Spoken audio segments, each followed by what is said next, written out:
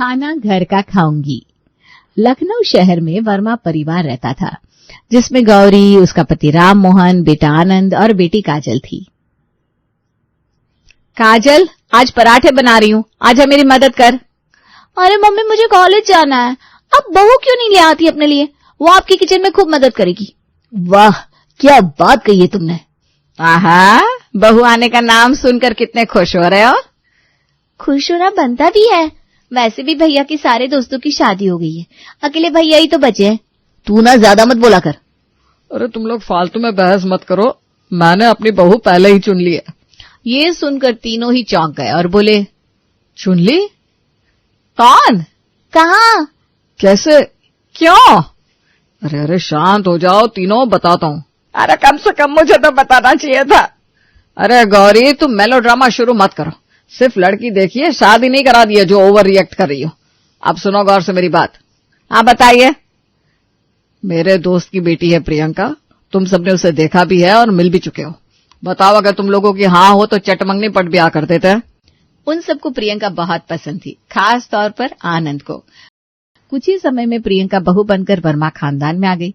वर्मा परिवार में आज खूब चहल पहल थी। प्रियंका का गृह प्रवेश जो हो रहा था। प्रियंका लाल साड़ी में सजी सवरी द्वार पर खड़ी थी। सामने गौरी हाथ में आरती की थाल लिए खड़ी थी। आओ बहू, ससुराल में तुम्हारा स्वागत है। अब तुम इस घर की लक्ष्मी हो। हाँ भाभी, वैसे भी लक्ष्मी जी हमेशा कम वजन में ही अच्छी लगती हैं। और अगर लक्ष्मी जी जरा सी भारी हो जाए तो लक्ष्मी नहीं, गणेश जी कहलाने लगती है। सब हंसने लगते हैं। आनंद धीरे से प्रियंका के कान में कहता है, चिंता मत करो, मैं तुम्हें साइज कोई भी हो अपनी परी ही मानूंगा। प्रियंका हल्के से आनंद को कोहनी मारती है। सब लोग ठहाके लगाते हैं। गौरी आरती उतारकर प्रियंका से कलश गिरवाने को कहती है। प्रियंका पांव से कलश गिराकर अंदर कदम रखती है। कोमल, उनकी पड़ोसन, वहीं खड़ी ये सब देख रही थी। बहू जी इतनी दुबली पतली हो, कहीं हल्की सी हवा चली तो उड़ ना जाओ। सही कहा कोमल आंटी, भाभी को देखकर मुझे जीरो फिगर वाली करीना कपूर याद आ रही है। और मुझे सुष्मिता सेन, क्या कमाल का फिगर बनाए रखा है।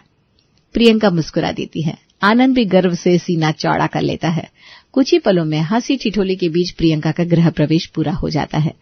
धीरे धीरे प्रियंका इस घर का अटूट हिस्सा बन जाती है। शादी को 6 महीने बीत चुके थे। प्रियंका अब वर्मा परिवार में पूरी तरह रम चुकी थी, लेकिन एक बदलाव साफ दिखने लगा था।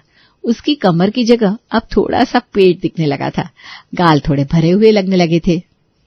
तुमको देखकर एक मजेदार चुटकुला याद आ गया। कौन सा चुटकुला, बताओ ना। एक बार एक पति अपनी पत्नी से कहता है, जानू जब तुम शादी में आई थी तो 200 ml की कोल्ड ड्रिंक की बोतल जैसे लगती थी, और अब 2 लीटर की बोतल लग रही हो। मतलब तुम मुझे मोटी कह रहे हो? अरे नहीं, मैं तो बस मजाक। हाँ, बहुत अच्छा मजाक था। प्रियंका तकिया उठाकर आनंद की तरफ फेंकती है। आनंद झुककर बच जाता है और तुरंत दरवाजे की ओर भागता है। अरे मैं सिर्फ ये कह रहा था कि तुम हेल्दी हो गई हो। हाँ, हेल्दी मतलब मोटी। प्रियंका गुस्से में तिल मिला गई और आनंद बाहर भाग गया। समय गुजरा और प्रियंका को वर्मा परिवार की बहू बने 1.5 साल हो चुका था। जब वो आई थी तब सब उसकी फिटनेस और जीरो फिगर की तारीफ करते नहीं थकते थे, लेकिन अब चीजें बदल रही थी। एक दिन प्रियंका अपनी अलमारी से एक सुंदर साड़ी निकालती है। लाल रंग की सिल्क की साड़ी, जो शादी के बाद उसने पहली बार पहनी थी। वो साड़ी पहनने की कोशिश करती है, लेकिन अरे ये क्या, ये साड़ी तो ठीक से आ ही नहीं रही। कमर पर ये कहाँ फंस रही है। वो फिर से कोशिश करती है, लेकिन नतीजा वही। साड़ी की प्लेट्स बनाने में भी उसे मुश्किल होने लगी।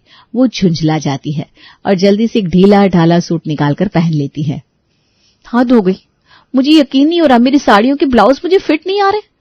अब तो मुझे शॉपिंग करनी ही पड़ेगी। बैग लेकर जैसे ही वो दरवाजे से बाहर जाती है, सासू माँ गौरी उसे आवाज देती है। अरे बहू, कहाँ चली इतनी जल्दी में? माँ जी, मैं बाजार जा रही हूँ, कुछ नए कपड़े लेने हैं। नए कपड़े क्यों? वो मेरे पुराने कपड़े थोड़े छोटे हो गए हैं। कपड़े छोटे नहीं हुए बेटा, तू ही बड़ी हो गई है, या यूं कहूं कि मोटी हो गई है। माँ जी, हाँ मैं थोड़ी सी हेल्दी हो गई हूँ, बड़ी या मोटी नहीं हुई हूँ। हाँ, जैसी तेरी मर्जी। वैसे जा रही है तो मेरे लिए भी कुछ अच्छा देख लेना। क्यों, आप भी हेल्दी हो गई हैं क्या? अरे नहीं, मैं क्यों हेल्दी हो जाऊंगी, मैं तो लिमिट में खाती हूँ भाई। प्रियंका पैर पटकते हुए बाहर निकलती है और ढेर सारी शॉपिंग करके लौटती है। फिर उसी शाम काजल कहीं बाहर से लौटती है और सीधा प्रियंका के पास पहुंचती है। भाभी, आपके लिए एक गिफ्ट लेकर आई हूँ। क्या लाई हो? एक चमचमाता चूड़ियों का सेट। अरे वाह, ये तो बहुत सुंदर है, चलो पहन कर देखती हूँ। प्रियंका चूड़ियां पहनने लगती है पर हाथ में चढ़ी नहीं रही थी। और ये तो बहुत छोटी है, तो कौन सी साइज का लाई है? भाभी, ये तो वही साइज है जो आपकी शादी के वक्त था। मैंने सोचा आप अभी भी वैसी होंगी। प्रियंका का चेहरा लाल हो जाता है, उसे समझ में नहीं आता कि क्या बोले। भाभी, मुझे तो अब समझ में आया कि आप इतने दिनों से चूड़ियां या कंगन क्यों नहीं पहन रही थी। आपके हाथ में आ नहीं रहे होंगे, है ना? मैं भी कितनी नादान हूँ। तू मेरी चूड़ियों और कंगनों पर नजर मत रख, समझी? तब क्या करना है भाभी? अपने पुराने गहने मुझे दे दो, मुझे तो पूरे फिट आ जाएंगे। किसी गई गुजरी ननद हो तुम काजल, पहले तोहफा देती हो और फिर खुद मुझसे मांगती हो, जरा तो शर्म करो। कुछ दिन और बीतते हैं। एक दिन पड़ोसन कोमल घर आती है। प्रियंका सामने ही बैठी थी। अरे बहन जी, आप कौन? अरे आंटी, पहचान नहीं रही? मैं प्रियंका। अरे तुझे क्या हो गया?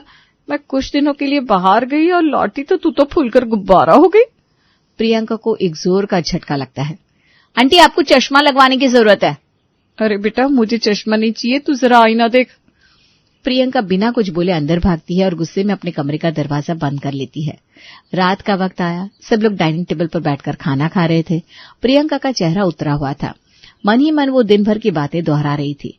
आखिर उससे रहा नहीं गया और उसने खाना खाते खाते आनंद से शिकायत कर ही थी। आनंद, आज वो पड़ोसन कोमल आंटी आई थी और पता है वो मुझे क्या कह रही थी? क्या कह रही थी? कह रही थी मैं फूला हुआ गुब्बारा लग रही हूँ। बताओ जरा, ये भी कोई बात हुई?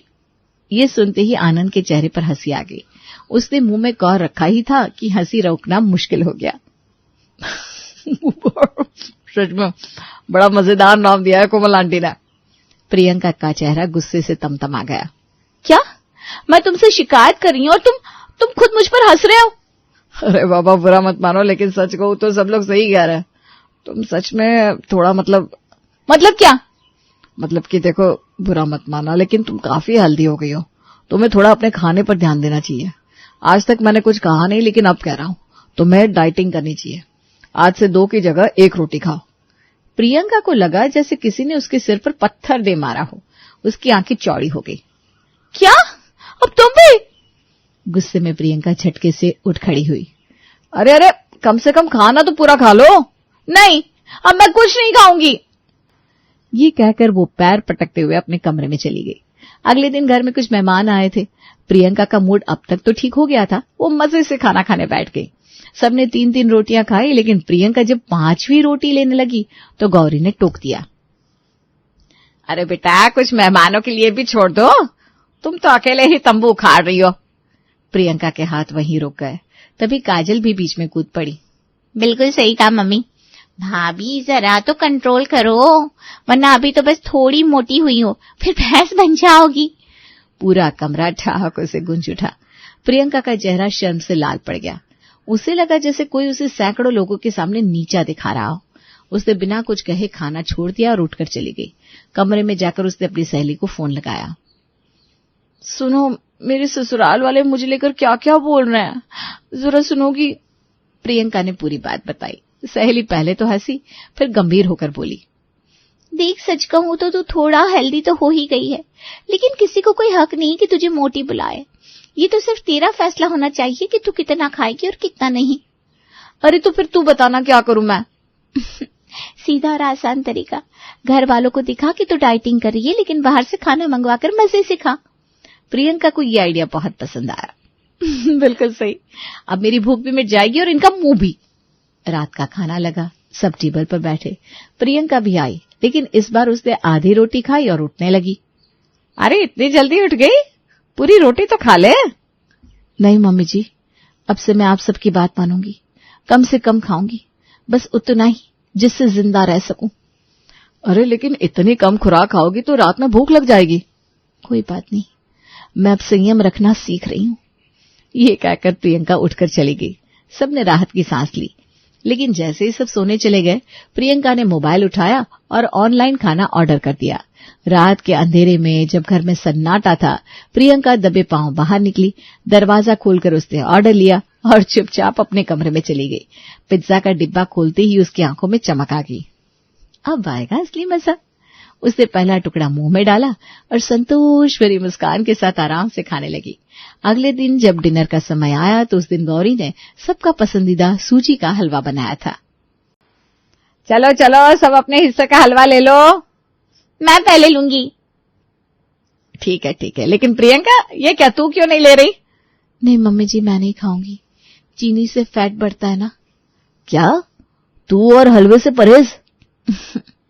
अब से मैं अपनी सेहत पर ध्यान दूंगी। प्रियंका, ये तेरा पसंदीदा हलवा है, थोड़ा सा तो खा ले। हाँ भाभी, 1-2 चम्मच से कुछ नहीं होगा।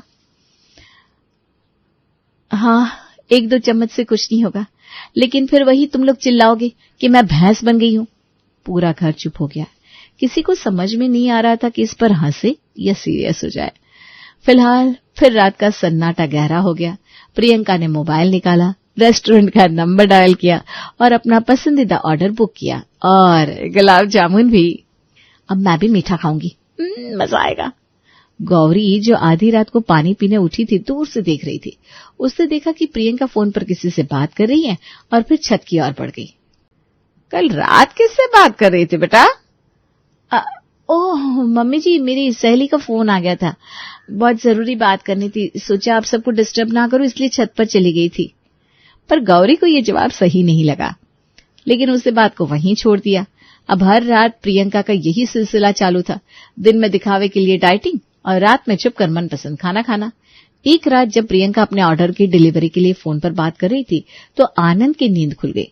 उसने देखा प्रियंका फोन पर डिस्कनेक्ट करके रख रही है। उसे अजीब लगा, लेकिन उसने कुछ कहा नहीं। आजकल बहुत फोन आने लगे हैं प्रियंका को।